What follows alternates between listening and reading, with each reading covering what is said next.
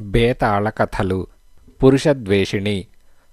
పట్టు వదలని విక్రమార్కుడు చెట్టు వద్దకు తిరిగి వెళ్ళి చెట్టుపై నుంచి శవాన్ని దించి భుజాన వేసుకొని ఎప్పటిలాగే మౌనంగా శ్మశానం కేసి నడవసాగాడు. అప్పుడు శవంలోని బేతాళుడు, రాజా, నువ్వు చేస్తున్న ఈ పని చూస్తే విశ్వామిత్రుడిలాగా నువ్వు కూడా స్త్రీ ద్వేషానికి గురి అయ్యావా అని అనుమానం కలుగుతున్నది. శ్రమ తెలియకుండా నీకు విశ్వామిత్రుడి కథ చెబుతాను విను అంటూ బేతాళుడు ఇలా చెప్పసాగాడు. పూర్వం శ్రీపురంలో విశ్వామిత్రుడనే ధన సంపన్నుడైన యువకుడుండేవాడు. అతను విశాల హృదయము, ఉదార స్వభావము కలవాడు. అతనికి యుక్త వయస్సు రాకముందే పెద్దలెవరూ మిగలకుండా పోయిన కారణం చేత బంధువులు, స్నేహితులు అతన్ని కనిపెట్టి ఉండి పెళ్ళీడు రాగానే పొరుగుళ్ళో ఒక అందమైన పిల్లను చూసి పెళ్లి చేసి అతన్ని ఒక ఇంటివాణ్ణి చేసి తమ బాధ్యత నిర్వర్తించారు. విశ్వామిత్రుడి భార్య మిత్రవింద అందమైనదే కాని భర్తకు అనుకూలవతి కాదు. ఆమె తన భర్తను చూసి చిరాకు పడుతూ చీదరించుకుంటూ ఉండేది.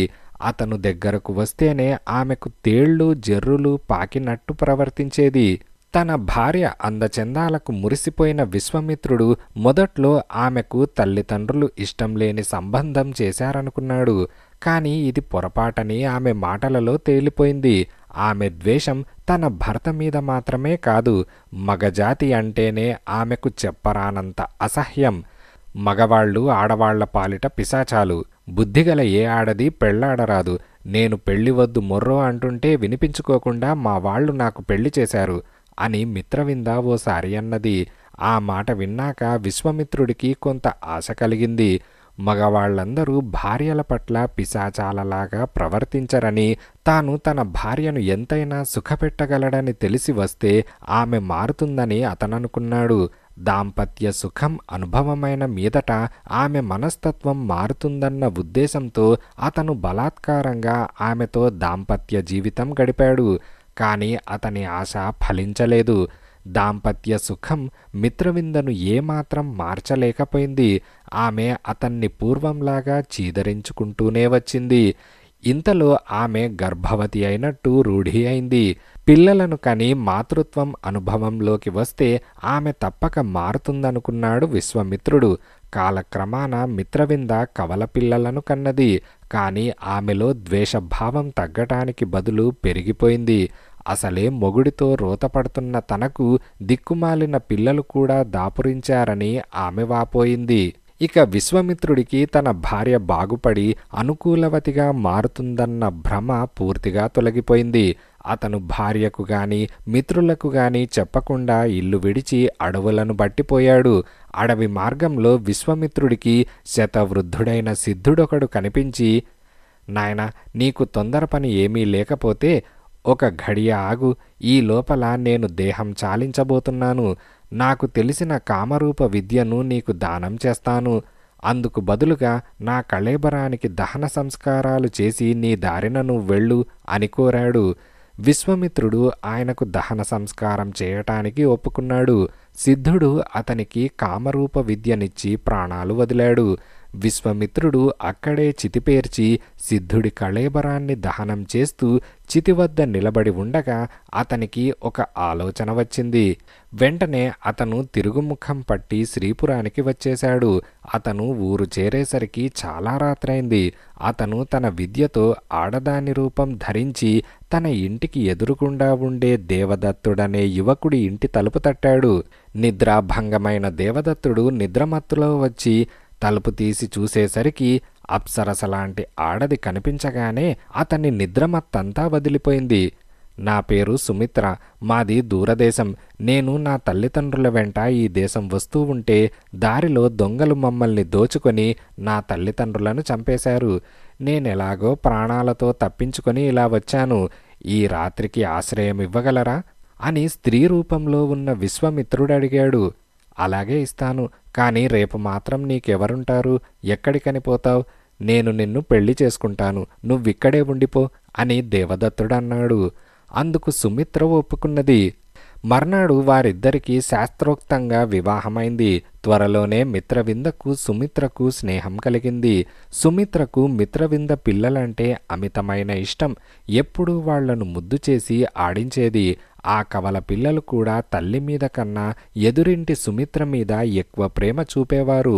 సుమిత్ర తన మొగుణ్ణి గురించి ఆపేక్షగా మాట్లాడటము, పిల్లలంటే ప్రాణమివ్వటం చూసి మిత్రవింద ఆశ్చర్యపడింది. క్రమంగా ఆమెలో ఏదో మార్పు రావటం సుమిత్ర కనిపెడుతూ వచ్చింది. ఆమె ఇప్పుడు తన పిల్లల నుంచి కొంత ఆనందం పొందుతూ వస్తున్నది.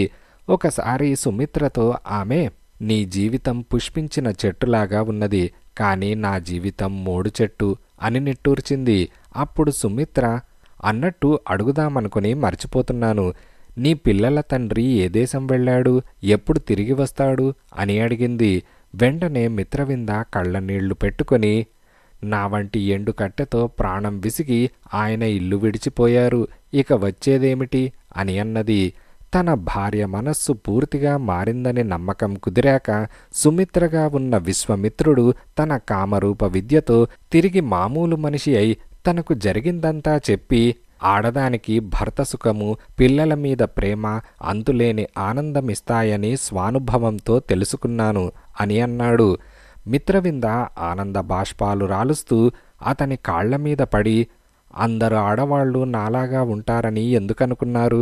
నా మూలంగా మీరు అడవులు పట్టిపోకుండా మరొకతిని పెళ్లాడి ఉంటే మీకు చాలా కష్టాలు తప్పేవి అని అన్నది.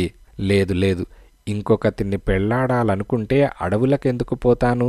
నేనా పని చేయటానికి కారణం నువ్వు కాదు, నిన్ను మార్చలేకపోయినందుకు నాలో కలిగిన విరక్తి. నేను భార్యగా కోరింది నిన్నే, కాని నువ్వుండిన విధంగా కాదు అని విశ్వమిత్రుడన్నాడు. అటు తర్వాత వారిద్దరూ చాలా అన్యోన్యంగా జీవించారు. మిత్రవింద తన వంటి అదృష్టవంతురాలు ప్రపంచంలో మరొకతి ఉండదనుకున్నది. బేతాళుడు ఈ కథ చెప్పి, రాజా, సృష్టిలో ఎన్నో ఆనందమయ రూపాలు ఉండగా విశ్వమిత్రుడు ఏరి కోరి స్త్రీ రూపం ఎందుకు ధరించాడు? ధరించినవాడు తన ఇంటి సమీపానికే ఎందుకు వచ్చాడు? పురుషులలో కొత్తగా మంచి ఏమీ చూడకుండానే మిత్రవింద తన పురుష ద్వేషాన్ని ఎలా మార్చుకున్నది? ఈ ప్రశ్నలకు సమాధానం తెలిసి కూడా చెప్పకపోయావో నీ తల పగిలిపోతుంది అని బేతాళుడన్నాడు. దానికి విక్రమార్కుడు, స్త్రీ పురుషులు ఒకే జీవితంలో భాగస్వాములు. వాళ్ళు ఒకరినొకరు ప్రేమించుకోవటానికి కారణం కూడా వారి ఉమ్మడి జీవితమే.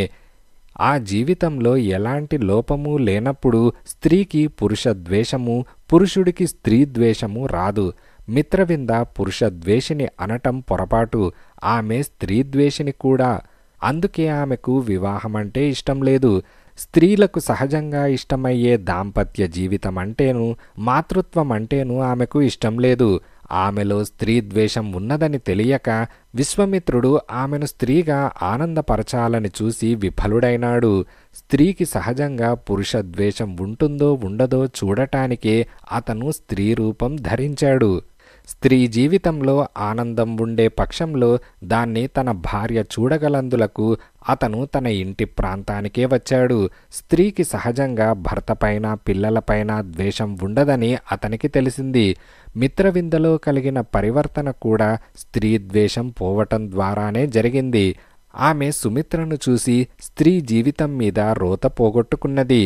ఆమెలో స్త్రీ ద్వేషం పోగానే పురుష ద్వేషం కూడా పోయింది అని విక్రమార్కుడు సమాధానమిచ్చాడు. రాజుకు ఈ విధంగా మౌనభంగం కలగగానే బేతాళుడు శవంతో సహా మాయమై తిరిగి చెట్టెక్కాడు.